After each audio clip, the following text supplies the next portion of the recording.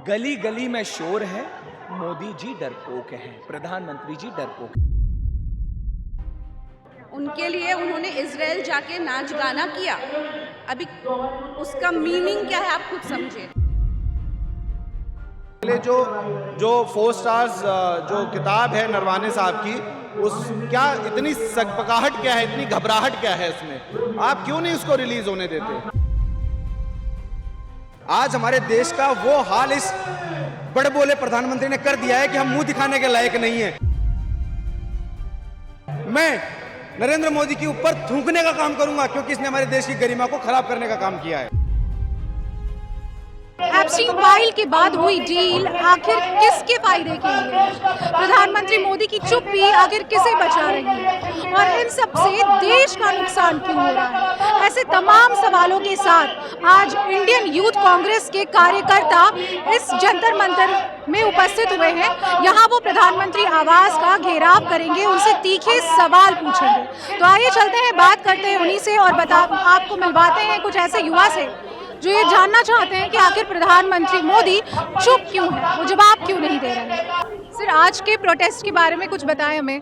देखिए, आज का जो प्रोटेस्ट है, हमारे लीडर राहुल गांधी जी ने एक ही चीज बोली कि चाइना के साथ कॉम्प्रोमाइज क्यों। आपको जब ये बोला गया डिसीजन लेने के लिए कि सरहद पे जनरल साहब नरवणे ने कहा कि मैं क्या करूं, तो आप आज देश के लिए एक डिसीजन नहीं ले पाए। और डिसीजन क्या था कि हमें आगे बढ़ना है, स्ट्रैटेजी से काम करना है। तो पीएम इज कॉम्प्रोमाइज। गली गली में शोर है, मोदी जी डरपोक हैं, प्रधानमंत्री जी डरपोक हैं। आपने कॉम्प्रोमाइज हर जगह किया, ट्रेड डील में कॉम्प्रोमाइज किया, देश की शरतों पे कॉम्प्रोमाइज किया, किसानों के साथ आपने देखा जाए तो वो काला कानून जो दिन था, आप कहाँ कॉम्प्रोमाइज नहीं कर रहे हैं। आपके ऊपर इंटरनेशनल पॉलिटिक्स का इतना दबाव है कि मैं कहूँ आपके दोस्त ट्रम्प जी का इतना दबाव है कि उस दबाव के कारण आप भारत देश के हर एक नागरिक का भविष्य अंधकार में डाल रहे हैं। क्योंकि भाजपा की कथनी और भाजपा की करनी में बहुत फर्क हो चुका है। जहां देश को बढ़ाने की बात थी, देश की उन्नति की बात थी, लेकिन हुआ क्या हुआ आपके सामने है। ये जो हुआ है ये दिखलाता है कि देश के साथ प्रधानमंत्री जी छल कर रहे हैं। अभी 2 दिन पहले ट्रंप ने ये बोला है कि प्रधानमंत्री का करियर, पॉलिटिकल करियर अगर मैं चाहूँ तो बर्बाद कर सकता हूँ। अब आप समझिए, कुछ तो ऐसा ट्रंप के पास होगा कि वो इतनी बड़ी बात कह सकते हैं। आज तक के इतिहास में इतने प्रधानमंत्री हुए हैं, उन प्रधानमंत्रियों को लेके कभी किसी यूएस, रशिया, कहीं के भी प्रेसिडेंट ने कोई टिप्पणी दी, हिम्मत हुई? लेकिन आपने ये हिम्मत होने दी कि एक वहां से प्रेसिडेंट हमारे प्रधानमंत्री से ये कह रहा है कि मैं पॉलिटिकल करियर बर्बाद कर सकता हूं। तो इसका मतलब चीजें कॉम्प्रोमाइज्ड हैं। अच्छा, एप्स्टीन फाइल में नाम आने के बाद मोदी जी का अचानक से 2 दिन के बाद ट्रेड डील फाइनल हो जाती है, इस पर देखिए साफ साफ है, मतलब एप्स्टीन फाइल में नाम आया तो शायद उस फाइल में और भी कुछ हो सकता था। तो इसको कहते हैं बिजनेस ट्रेड डील। बिजनेसमैन बहुत स्मार्ट होते हैं, एक चीज को टेबल पर रखते हैं और दूसरे से नेगोशिएट करा लेते हैं। तो टेबल पे एप्स्टीन फाइल गई, वहां से नेगोशिएट करा दी ट्रेड डील। तो इससे समझ में आता है कि पीएम मोदी, हमारे प्रधानमंत्री जी डर गए। सर, प्रधानमंत्री का नाम एप्स्टीन फाइल में आने के बाद विदेश मंत्रालय की तरफ से ये बयान आता है कि वो फर्जी फाइलें हैं, इस पर कुछ बोलेंगे?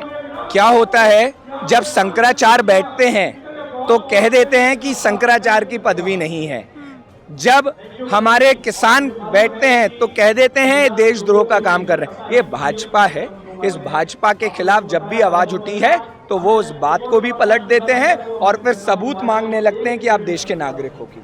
Today we are protesting against our Prime Minister Modi ji because if you can see in the recent times Modi ji's name has been revealed in the Epstein files, and at the same time on 2nd February our leader of opposition Rahul Gandhi ji was stopped at the parliament and he was not allowed to speak. On what basis? Because he wanted to mention some phrases from the unpublished memoir of former army chief MM Narwani ji, and what was there in the book that actually provoked Home Minister Amit Shah and Rajnath Singh, Defence Minister, so much so that they could not, the blood was boiling and it was so evident. So accumulating all these facts, and which actually signifies that how compromised our PM is. You can look at the US trade deal, how it's just evident that our PM is compromised. So today we all have gathered to stand against this corrupted PM, this compromised PM, and our demand is that our PM should step down, should resign. If he has some sort of respect for this country, he should step down, and at the same time we want the unpublished memoir of MM Narwane ji to be published so that every citizen in this country has the right to go through this book. Ma'am what about Epstein file? As you know Epstein file में मोदी जी का नाम आता है, उसके बाद वहाँ पे उनके नाचने और गाने की बात की जाती है, इस पर कुछ बोलेंगे? देखिए, अभी वहाँ पे साफ तौर पे लिखा है कि उन्होंने मेल में, जेफरी एप्स्टीन ने मेल में लिखा है कि Modi ji for the benefit of the US president, उनके लिए उन्होंने इजराइल जाके नाच गाना किया। अभी उसका मीनिंग क्या है आप खुद समझिए। नाच गाना एक प्रधानमंत्री को शोभा नहीं देता कि आप दूसरे कंट्री में जाके नाच गाना करिए, वो भी किसी US प्रेसिडेंट को खुश करने के लिए। और उसके बाद लिखा जाता है कि इट वर्क। इसका महत्व क्या है, इसका मीनिंग क्या है इट वर्क का मतलब? और अगर आप कनेक्ट डॉट्स करिएगा तो आप देख सकते हो कि कुछ जून 26 या 25 जून के बीच में प्रधानमंत्री जी US में थे, और ठीक उसी दौरान उसके बाद वो जुलाई के पहले में इजराइल गए। इजराइल जाकर जब वो वापस आए तभी जेफरी एप्स्टीन ने कुछ, I don't remember the exact date, 9 या 7 जुलाई को ये मेल लिखा कि इट वर्क।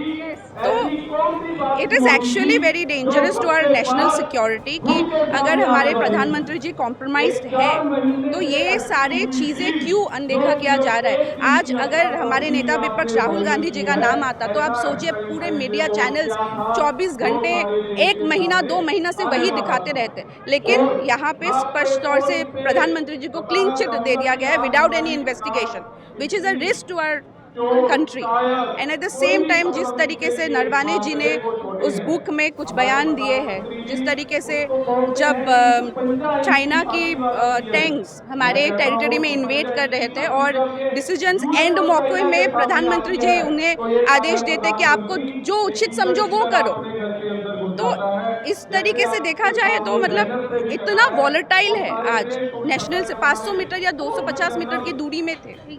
तो this is really a question to our national security. It is a threat and we do not want our country in the hands of such a compromised prime minister। आज का स्पष्ट तौर से यही है कि प्रधानमंत्री जी हमारे कॉम्प्रोमाइज्ड है, उन्हें इस्तीफा देना चाहिए, और दूसरी बात वो मेमोर जो है वो अनपब्लिश्ड मेमोर नरवाने जी की उसे पब्लिश करना चाहिए। And ma'am, what सबसे पहला सवाल तो ये है कि हमारे 56 इंच के छाती वाले जो प्रधानमंत्री जी हैं शुरुआत से चेस्ट थम्पिंग करते रहे, चाइना को लेके, पाकिस्तान को लेके, जितने भी हमारे हॉस्टाइल नेबर्स हैं उनको लेके हमेशा उनके बयान आते रहे। ना कोई घुसा है, ना कोई घुसने वाला है, ना कोई घुसा था। इतने जवान शहीद हुए। खुद हमारे जो जनरल मनोज मुकुंद नरवाने हैं उन्होंने किताब लिखी 4 स्टार्स ऑफ डेस्टिनी, उसमें बताया किस तरीके से आखिरी मोमेंट तक जब उनसे पूछा गया आर्मी कमांडेंट द्वारा, आर्मी के जो आला अधिकारी थे उनसे उन्होंने पूछा कि करना क्या है, दुश्मन सरहद पे आके अंदर घुसाया है, उन्होंने आपको जो समझ में आए वो बोले। तो ये नेतृत्व, क्या ये नेतृत्व हम डिज़र्व करते हैं? क्या हिंदुस्तान ये नेतृत्व डिज़र्व करता है कि इस तरीके से प्रधानमंत्री जब हमारे दरवाजे पे घर के अंदर घुसाए दुश्मन और छोड़ दिया जाए बिना किसी उनको डायरेक्शन दिए, बिना कुछ बोले कि आपको जो करना है कर लीजिए? पहला सवाल ये। दूसरा सवाल ये कि जो सबसे टेंटेड व्यक्ति जिसकी अभी सामने फाइल्स आई हैं, एप्स्टीन फाइल्स के अंदर आप देखेंगे ये तो अभी टिप ऑफ द आइसबर्ग है। इसमें कितने खुलासे होने वो तो बचे हुए हैं। जो यौन शोषण का आरोपी हो, जिसके वीडियो फुटेज पूरे दुनिया में चल रहे हैं, वहाँ पे वो मोदी जी के बारे में, हमारे प्रधानमंत्री के बारे में, क्योंकि एक व्यक्ति नहीं है वो एक पद है, उस पद की गरिमा को तार तार करते हुए उन्होंने बोला कि वो नाचे वहाँ पे। मैं बोल रहा हूँ सब भूल जाइए, आप कह रहे हैं क्रिमिनल की बात पे क्या भरोसा करना, लेकिन इतना तो बता दीजिए अगर इतना बड़ा ये है तो इस पे कोई जवाब है कि नहीं है? विदेश मंत्रालय ने तुरंत प्रेस कॉन्फ्रेंस करके बोला था कि वो फर्जी है।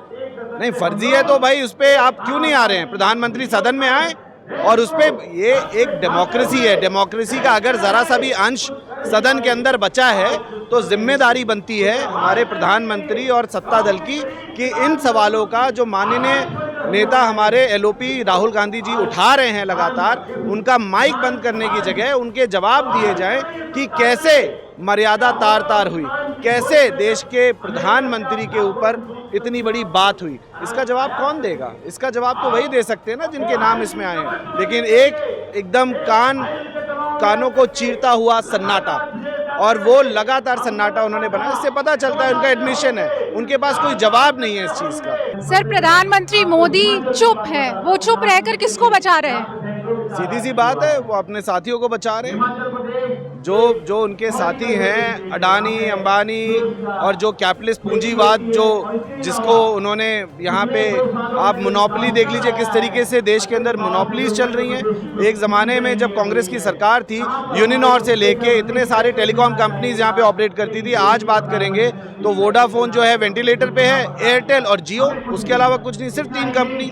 तो ये पूंजीवादी व्यवस्था है, उसको बचाने की कोशिश है और उनके इशारों पे ही ये सारी चीज़ें हुई हैं। तो और सारे इसमें अभी खुलासे आने हैं, जैसे जैसे चीज़ें सामने आएंगी सब लोग। राहुल गांधी ने संसद में एक बयान दिया था, संसद के बाहर मीडिया से बात करते हुए, कि एप्स्टीन फाइल्स की और भी परतें खुलनी बाकी हैं।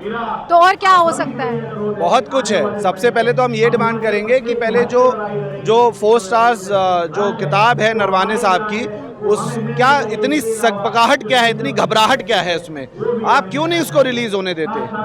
माननीय अमित शाह जी, अगर आपने देखा हो सदन में उनका भाषण, तो उन्होंने बोला क्या रिलीज हुई किताब, क्या रिलीज किताब हुई क्या? इसका मतलब आपने रोकी है ना वो किताब रिलीज होने से।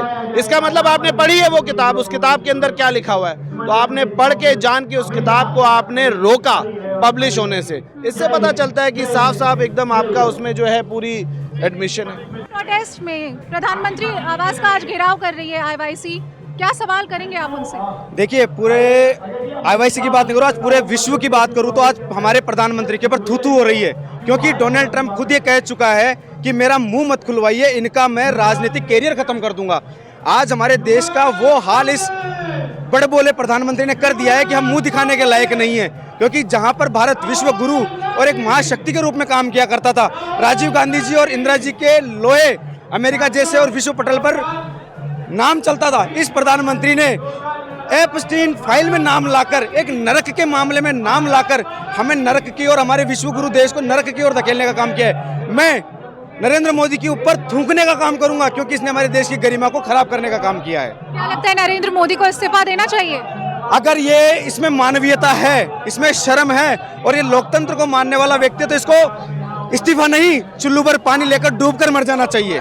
सर, आप प्रधानमंत्री से क्या सवाल करेंगे आज आप? प्रधानमंत्री अपने आप को 56 इंच का सीना बता रहा है और उसका तथाकथित दोस्त डोनाल्ड ट्रंप है, वो 56 बार इस नरेंद्र मोदी की बेइज्जती कर चुका है, इसको बदनाम कर चुका है, इसको धमका चुका है। उसके बाद 56 इंच का सीना रखने वाला प्रधानमंत्री एक बार भी एक शब्द नहीं बोला है। अच्छा मैम, कुछ दिन पहले ट्रंप ने बोला है कि मैं मोदी की का करियर चाहूँ तो बर्बाद कर सकता हूँ, राजनीतिक करियर। बिल्कुल बिल्कुल, वो जो बोल सकते हैं वो कर सकते हैं। उन्होंने टैरिफ के बारे में बोला, उन्होंने युद्ध के बारे में बोला, और फिर भी मोदी के खिलाफ इतना बड़ा स्टेटमेंट मिलता है, फिर भी पूरी की पूरी गोदी मीडिया शांत बैठी है, खुद मोदी जी शांत बैठे हैं, भारत सरकार शांत बैठी है। ऐसे मौके पे ट्रंप के आगे हमें कुछ तो बात रखनी चाहिए थी, बट फिर भी भारत झुकता हुआ नजर आता है। और इसी स्टेटमेंट के साथ एप्स्टीन फाइल्स में जब मोदी का नाम सामने आता है, तब उसमें लिखा हुआ आता है कि मोदी जी ट्रंप के सामने इजराइल में नाचते गाते हुए सब दिखते हैं। और ऐसे समय पे अगर ट्रंप ऐसा स्टेटमेंट देता है, इस मीन्स कि हम अमेरिका के सामने झुक गए हैं। इसीलिए आज भारतीय युवा कांग्रेस पंतप्रधान के खिलाफ यहाँ पे प्रदर्शन कर रही है और एक ही मांग है कि बस इस पंतप्रधान को अभी कुर्सी से हटाना है।